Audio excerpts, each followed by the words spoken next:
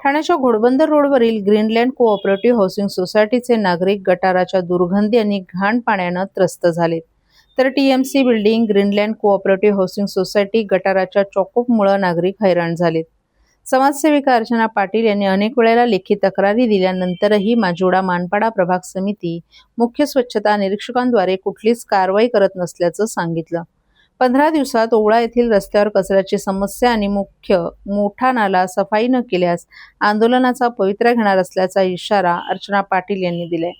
ठाणे महापालिका माजिवडा मानपाडा प्रभाग समिती मुख्य स्वच्छता निरीक्षक यांना जानेवारी महिन्यापासून लेखी तक्रारी आणि विनंती पत्र दिलेत. मात्र कचऱ्याच्या साम्राज्यामुळे डास आणि ताप सारख्या रोगराईला सामोरं जावं लागतंय.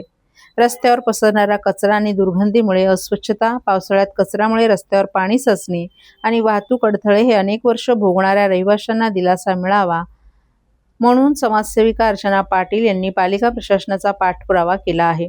आता पावसाळा तोंडावर आला आहे. TMC building Greenland cooperative housing society गटाराची साफसफाई होत नसल्यानं यंदाही नागरिकांना त्रासाला सामोरं जावं लागणार असल्याचं चित्र आहे. नाले तुडुंब भरले आहेत. पहिल्याच पावसात दुर्गंधीचं पाणी रस्त्यावर पसरून रोगराई पसरण्याची दाट शक्यता असल्याचं अर्चना पाटील यांनी सांगितलं. जर पालिका माजिवडा मानपाडा प्रभाग समिती मुख्य स्वच्छता निरीक्षकांनी समस्यांवर तोडगा न काढल्यास आंदोलनाचा पवित्रा स्वीकारणार असल्याचंही पाटील यांनी सांगितलं. में रहते हैं, हमारा यहाँ बरसों से रहना है। ये नाला जो पीछे दिख रहा है वो कोई भी साफ नहीं करवाता है। बहुत सारे लोगों को कह के हो गया कि आप लोग करवाओ काम, लेकिन कोई भी ध्यान नहीं दे रहा है। ये अर्चना पाटिल भी बहुत बार पीछे लग के काम करवाने के लिए पड़ी है, बहुत बार पेपर वर्क भी किया है, लेकिन उन्होंने अभी तक कुछ नहीं। और हम जब बारिश आती है ज़्यादा तकलीफ होता है। हमारे लोग, आसपास के लोग, हमारे जो भी पब्लिक है यहाँ का, सब बीमार पड़ते हैं। कभी मलेरिया, कभी क्या ऐसी बीमारी लग जाती है उनको। तो आप कैसा भी करके ये बात स्प्रेड कीजिए और हमें मदद करने को मिले, ऐसा कीजिए। बोलिए ज़रा, मच्छर वगैरह ये वो जो भी गंदगी है वो हटनी चाहिए। वो नाला उधर स्थिर हो गया है, आगे भी ज़्यादा नहीं जा पा रहा है, कितना भी ट्राई करें। पीने वाला भी इधर है। हाँ, सब इधर ही है। ये गंदगी ऐसे ही सब खाना पीना खाया तो डिश डाल के चले जाते हैं, कुछ भी कचरा उठाते हैं। हम लोग वॉकिंग को जाते हैं तो हमको बास आती है, हम यहाँ से पास नहीं हो पाते हैं। हमारा रोज का रोड है, ये बहुत तकलीफ होती है हमको भी।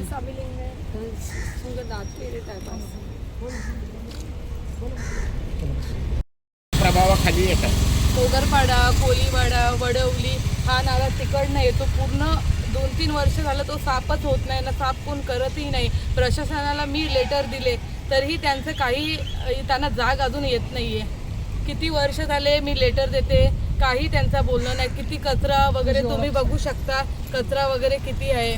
बरं, हा नाला कुठून येतो आणि कुठे जातो? हा नाला आता मोगरपाडा, वडवली, ओल्यापर्यंत इकडनं येतो आणि मग इथेच पूर्ण तो चोकअप म्हणजे पूर्ण भरून जातो. कारण की पुढे जायला जागाच नाही आहे. एवढा भरलेला आहे ना तो नाला, सांगूही नाही शकत का. पूर्ण लोकांच्या घरांनाही पाणी जातो, घाण पाणी.